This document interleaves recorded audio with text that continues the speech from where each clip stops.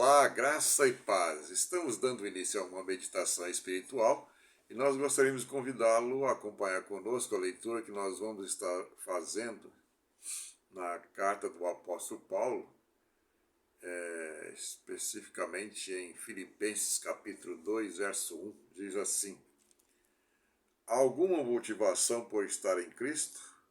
Há alguma consolação que vem do amor? Há alguma comunhão no Espírito? Há alguma compaixão e afeição? Interessante. Paulo ele aponta para nós aqui uma lista do que é ser verdadeiramente cristão, né? E esse apontamento que ele faz aqui de forma a dar uma cutucada em nós, né? A dar uma localizada em nós, né? É como que colocar contra a parede. A palavra para isso seria ultimato, né? Dar um ultimato. Olha, o negócio é assim que funciona. A coisa funciona assim. Mas eu destaquei aí uma palavra muito interessante e eu queria falar alguma coisa que alguém no nosso meio falou, assim, coisas que têm ligação com essa palavra e que dá para nós nos transportarmos para uma dimensão espiritual e assim podermos pensar sobre o que podemos fazer de melhor para derrubarmos as barreiras, as dificuldades, né, que muitos têm por causa do pecado para ter um contato com o Senhor. Não há necessidade de comer o pão que o diabo amassou para falar com Deus, como dizia o cantor, e ter que virar um cão para falar com Deus, né, comer o pão que o diabo amassou, tudo isso, né, é uma falácia, né, assim, se for analisar friamente, porque para falar com Deus é simples, né? É simples. Tudo bem que comer o pão que o diabo amassou, ter um comportamento de um cão, pode ser uma alusão à renúncia, porque o pecado é uma barreira do homem com Deus, né? Por isso que o apóstolo Paulo disse em Romanos 3,23 que o salário do pecado é a morte. Mas o profeta Isaías disse: o vosso pecado fazem divisão entre vós e o vosso Deus. Então, para falar com Deus, para ter um contato aproximado com Deus, eu não preciso muito. A minha mente é que imagina muito, mas não é. Está simplesmente numa palavrinha pequenininha, chama-se arrependimento. Quando você arrepende seus pecados, confessa a Deus, a muralha é detonada, ela é destruída. 1 João 9 diz isso. Mas se andar, aliás, mas não, se confessarmos os nossos pecados, Ele é fiel e justo para nos perdoar os pecados e nos purificar de toda injustiça. Se confessarmos, olha só, se confessarmos os nossos pecados, Ele é fiel e justo. Ele não é só fiel. Essa palavra bonita que tem, Deus é fiel. O indivíduo coloca isso no carro e pensa que está protegido. A crença transformou isso num amuleto, né? A crença em algo inanimado. A ideia de que Deus é fiel e não só isso, mas Ele é fiel e justo. Né? Isso é muito forte. É isso que me dá condição de sobressair, de agir como o salmista Davi falou: com Deus eu salto muralhas, com Deus eu desbarato o exército.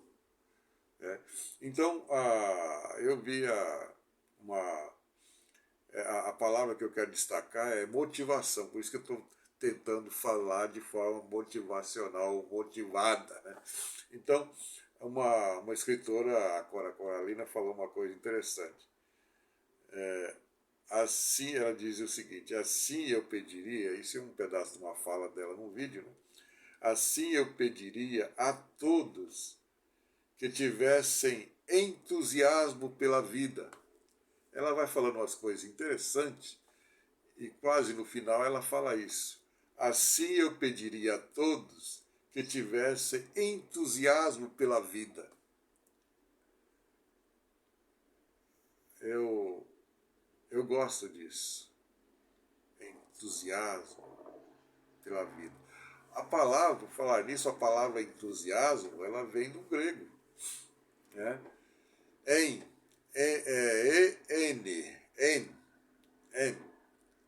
e tu, dentro, e tu, entusiasmo, em tu, né? Então dá a ideia do tel, da palavra tel, en e tel, duas palavrinhas, para distinguir ou para caracterizar uma transliteração para o nosso português, que seria, que quer dizer isso.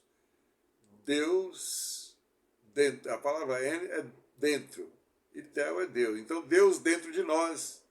Então, Deus dentro de nós não vai gerar outra coisa a não ser isso, entusiasmo. E principalmente entusiasmo pela vida. Né? Entusiasmo pela vida. E aí, eu, olhando para o texto que eu acabei de ler, nós vemos essa questão aí do entusiasmo, motivação. Aqui usa a palavra motivação, né? Olha só. Há alguma motivação por estar em Cristo? Há alguma consolação que vem do amor? Há alguma compaixão no Espírito? Aliás, há alguma comunhão no Espírito? Há alguma compaixão e afeição? Né? Há alguma motivação? Em Cristo, em Jesus, eu tenho motivação? Claro que tenho. Jesus saiu da tumba, Jesus saiu do túmulo. Isso é algo estrondoso, isso é algo que me leva a uma explosão de alegria, né? Como o dínamo, né? Quando a palavra de Deus diz em Atos 1:8, recebereis poder ao descer sobre vós o Espírito Santo, Deus dentro de nós, olha só. Então, recebereis poder, isso é dínamo, esse poder é dínamo, que dá a ideia para nós também de dinamite, né? Então, explosão de alegria, porque Deus ressuscitou Jesus dentre os mortos. Vai visitar o túmulo de Buda, de Confúcio, de Krishna, por exemplo. Vai visitar o túmulo deles para ver. Né? Os restos mortais estão lá, mas Jesus não. Jesus saiu do túmulo e foi assunto ao céu, subiu aos céus, dando para nós a ideia de que o mesmo acontecerá conosco um dia, quando ele voltar. Ele diz em sua palavra que os mortos em Cristo ressuscitarão. Os mortos que se entregaram a Jesus ressuscitarão primeiro. Depois nós, os vivos que ficarmos, seremos arrebatados. Né? Nosso corpo será transformado num corpo igual ao dele, capaz de ultrapassar qualquer barreira. Que você creia nisso e viva uma vida esplendorosa, de entusiasmo, em nome de Jesus. Amém.